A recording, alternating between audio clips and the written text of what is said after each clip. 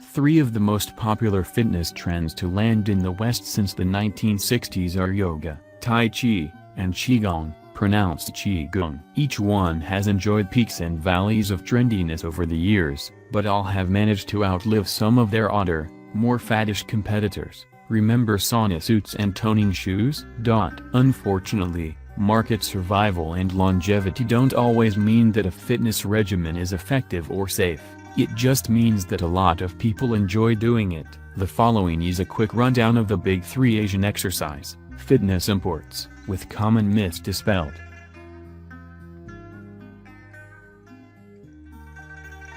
Yoga, a fitness success story. Yoga classes and study groups have flourished during the past 50 years. They really caught on during the 1990s, and today every major city in the U.S.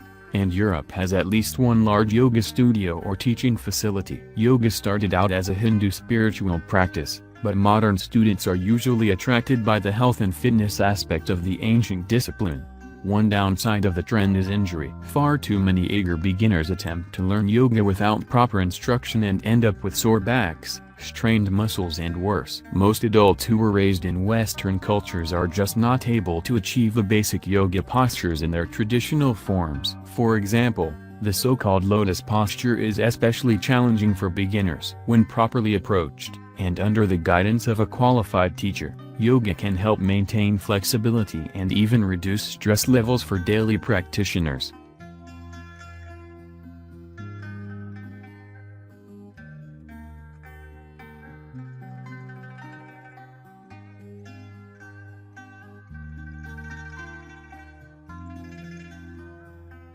Tai Chi, the user-friendly martial art. Tai Chi Chuan is usually abbreviated to its common name, Tai Chi. The globally popular Chinese martial art can be used for combat or to improve overall health. Not much is known about its origins, and many of the oral histories are hard to reconcile with each other. It probably began, according to historians, sometime in the 1100s in a Chinese city by the name of Chen. Nowadays, both Eastern and Western adherents use it as a martial art and an exercise regimen. Sometimes called moving meditation, the slow gestures and turns can help improve body flexibility and range of motion in the limbs. Most who practice it say that it helps calm the mind as well as the body.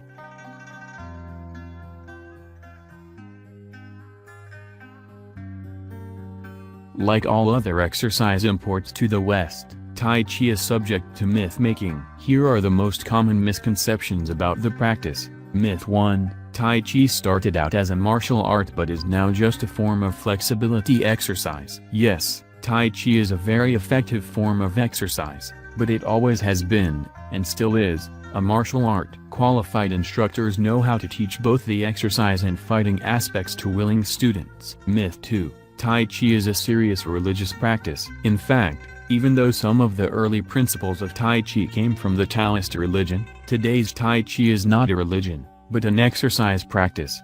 Myth 3. Within a month, someone can learn everything about Tai Chi. To learn all the forms well usually takes about 10 years, and that needs to take place under the guidance of a competent instructor. Tai Chi is a rich mixture of exercise, postures, fighting forms, and physical discipline. For some reason, the "it can be learned in a few weeks" myth has persisted.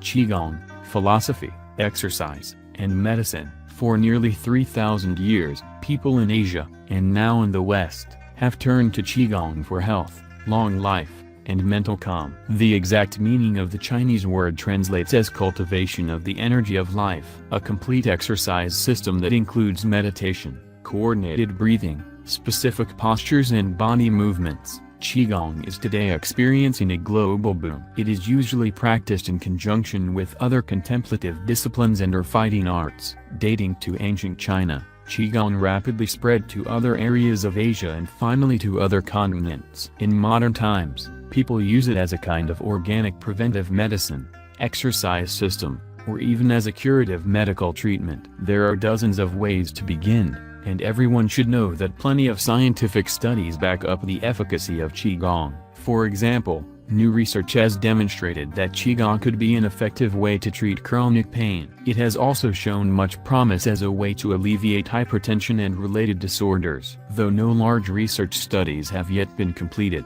millions of practitioners turn to the soothing effects and preventive properties of Qigong. Like Tai Chi and yoga, Qigong has also fallen victim to a few myths.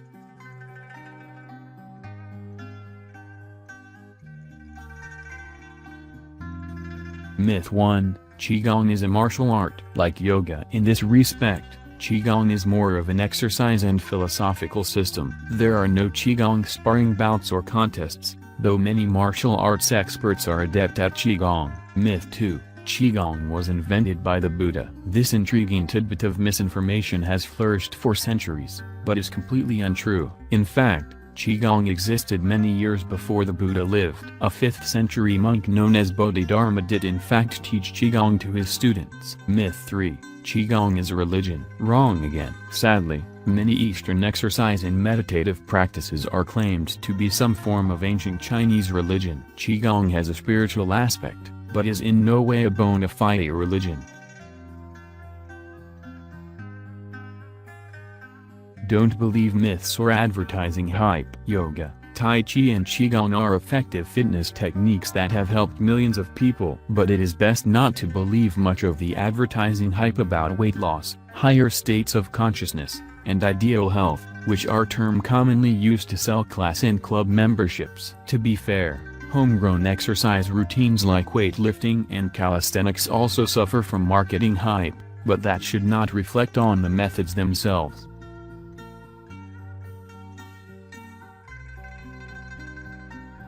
Teachers. If you are interested in yoga, Tai Chi or Qigong, many states have standardized testing and continuing education requirements for yoga teachers, and several are heading that way with Tai Chi and Qigong. Find out about costs, teacher qualifications and difficulty level before signing up for a class. And whenever possible, ask to observe 1 or 2 sessions before joining.